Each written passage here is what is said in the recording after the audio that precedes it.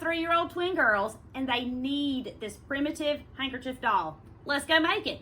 But first, always remember to share this so it will save to your profile and you can find it when you're looking for it again later. I started with a handkerchief that's 11 inches by 11 inches, but this same concept would work with any handkerchief size, okay? As long as it's square. First thing I'm gonna do is find the front of my handkerchief. Now this one, I know what the front is because it has an embroidery design on it, and I'm gonna turn it face down. And the next thing I'm gonna do is get a ball of polyfill, okay? Just ball it up in your hand, and you're gonna place it about right here in your handkerchief. Do you see that it's not in the center? It's closer to the top. And you're gonna fold the top corner down like this. You see that?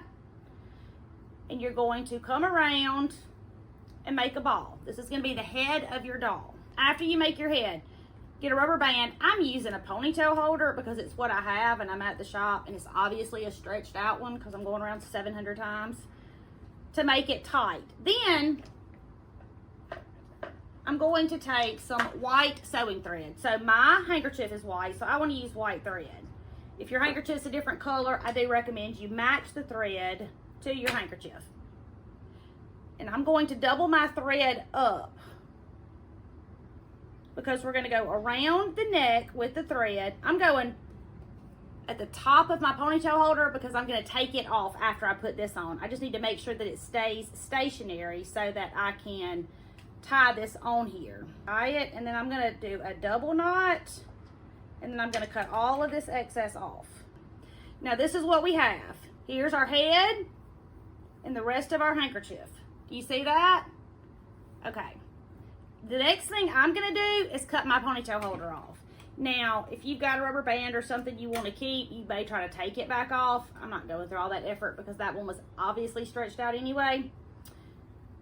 Now, we're laying it down like this. Here's the head of our baby doll.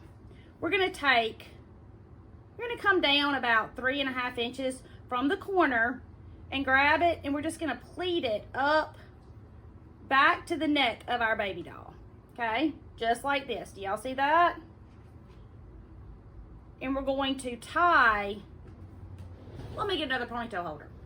Now we're going to put this ponytail holder underneath the arms like this, or rubber band, or anything snazzy that you might have.